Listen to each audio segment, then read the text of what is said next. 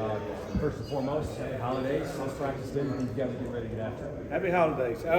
Practice has been good. I think we've had two really good practices, or three good practices, but it's been great. The guys are excited to play in a bowl game like the Capital One Orange Bowl, playing against a very good opponent in Florida State and a very good defense. So we know we got our work cut out, and for us to play well, we've got to prepare the right way, and our guys have done a great job preparing and getting ready for this game. How did Carson let you know he's coming back, and what was your reaction to it? Well, obviously excited for the news, but we had been talking since the last ball game about certain things, and at the end of the day, it was getting him the information that he needed to make the decision, and it wasn't some big announcement. It was kind of a culmination of things leading up to that point. But my conversations with Carson mainly about still preparing and finishing the right way this season. That was his decision, family decision that he made. I want to let him know I'm his coach and will support him any way possible that he needs. And you're here. Let's get ready to play our best and go out and finish this season the right way against Florida State.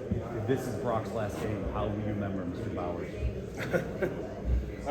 As special player, guy that comes out every single day, doesn't say anything, just goes to work. The ultimate teammate, the ultimate competitor. Kind of a jack of all trades, can do everything. He can block, he can run, he can catch. We didn't have him throw any, but I'm sure if we asked him to throw the ball, he could. But a joy to coach. Just a pleasure to coach, and lucky to have him 1 year where I got to be part of coaching him and see him do something on that football field and how he affects our football team. Yeah, Coach, when we just talked to Coach Fuller, he mentioned you guys' third down efficiency rates. I believe y'all were second in the country in conversion rate on third down.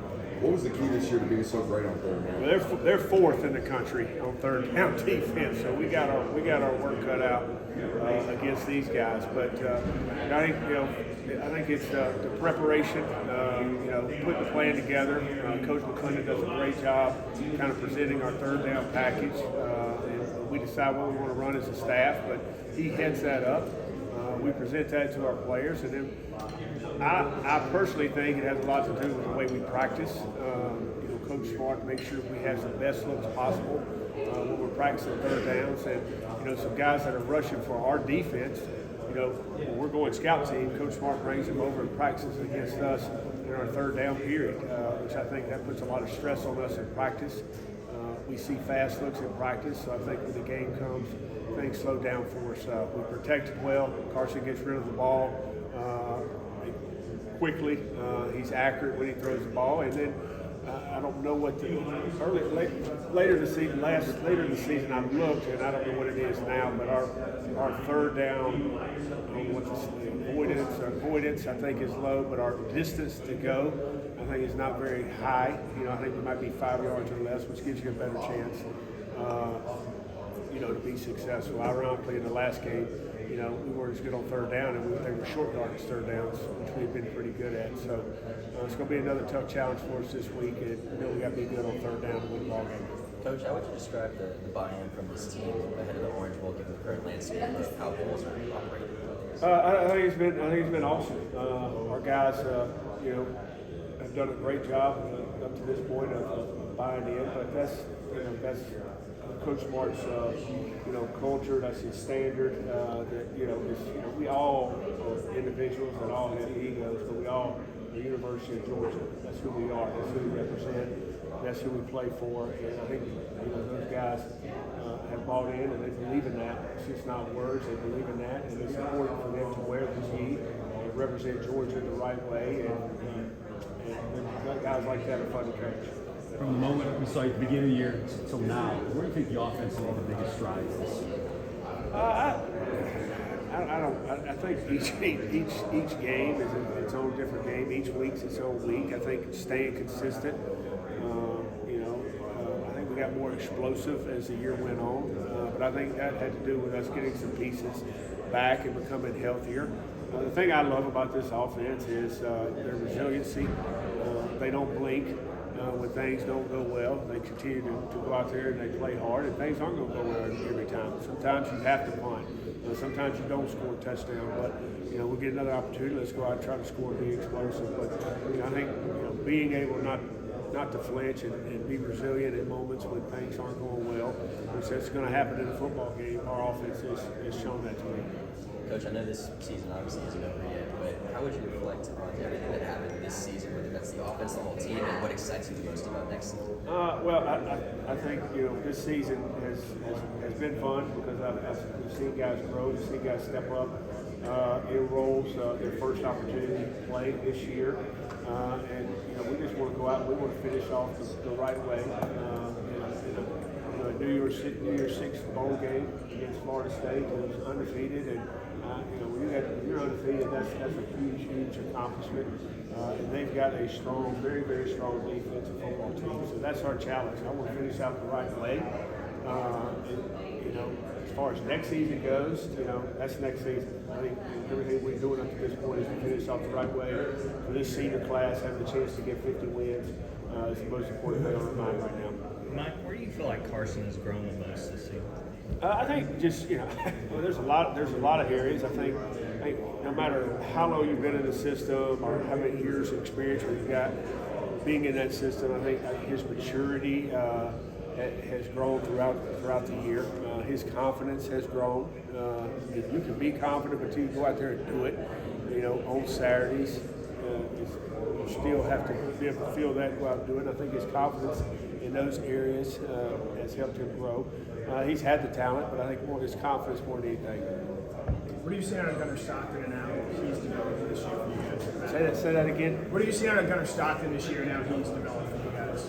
Well, I think Gunnar has done a great job in learning the offense. I think that's been his number one development so far. He's got more reps this year with the offense. With last year, he was on basically the scout team, but now he's getting reps, and I think every rep you get, you see growth.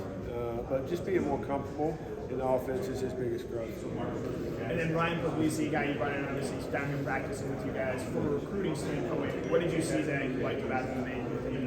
Big, strong kid with a live arm, athletic, has some athletic ability, and a confident kid that wanted to come and compete at the University of Georgia, and I like that. How would you assess as a whole your first year back as Georgia's offensive play caller? Well, I mean, I've been doing it a long time. I don't think just being at Georgia, whether I was calling at Georgia or somewhere else, it's calling plays, it's having a great staff, which we have, going in there, putting a game plan together, and hopefully your kids understand that game plan and go out and play well on Saturday. The ultimate goal is to win every game, but we didn't do that. But we have another game, this Saturday against Florida State, and we're excited about playing in that football game. Talking about players you added, what stood out to you about the three guys you added in the transfer portal on offense? The three, The new two receivers and ETN. well, they're not here yet. Okay, they're not here, and I'm focused on this game and getting our guys that are here ready to play.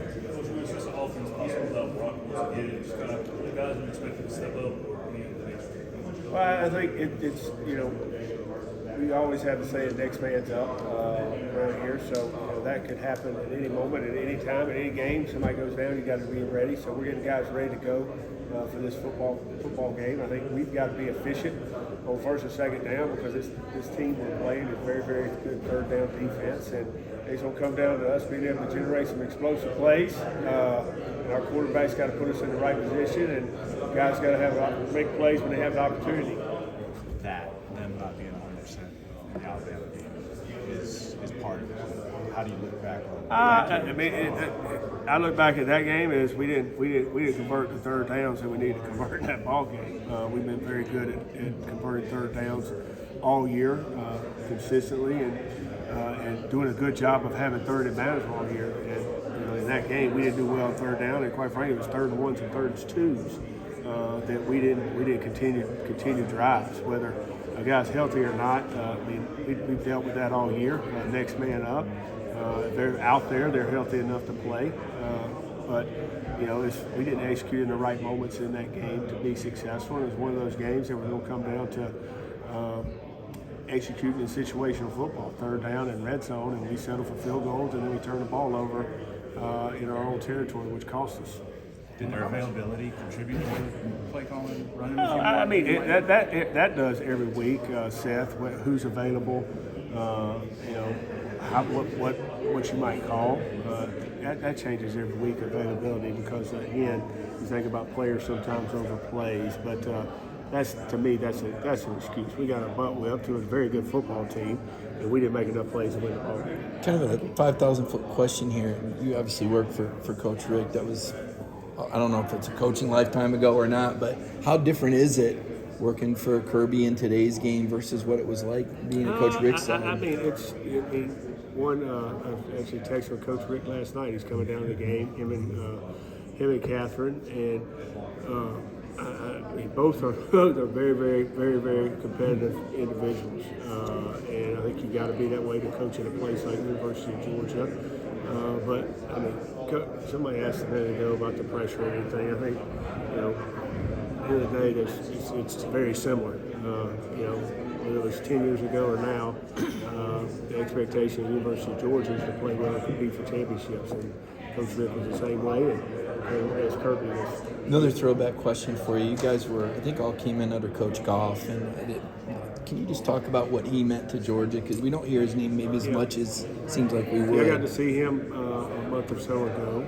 But very fortunate that Ray Goff recruited me and gave me an opportunity to play at the University of Georgia. And obviously I didn't finish my career with him, and Coach Donnie came in. But a lot of times people forget that Coach Goff was from the state of Georgia, played quarterback at the University of Georgia, represented Georgia the right way. And I know his coaching career didn't go the way he wanted, but great man that I love dearly.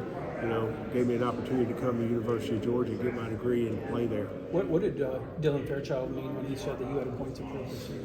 He said that you said that to the team. I don't know. You have to ask. I don't know. Did he say I said that? Yeah. No, I don't know. I think you got a point to prove every time you go out there that you want to be the best. And offensively, every time we go put the ball down, we want to go score. And it doesn't happen every time, but I think maybe he's heard me say that before. Let's just put the ball down and we're going to prove that we deserve to be out there. But Do you think you proved something this year? Huh? No, I don't look at it that way. I want. I really don't look at it that way. I just try to go out there and get these guys ready to play and play for the University of Georgia. And I'm very blessed to be back at the University of Georgia and have this opportunity to sit this chair, call plays. But I'm also blessed to be in a room with great coaches that I have on this staff, and I enjoy that every day. Going to work and with those guys and coaching these young men. But I won't be happy until we score. We don't punt. We score every time we touch the ball. But that's just the way it is. All right, thanks.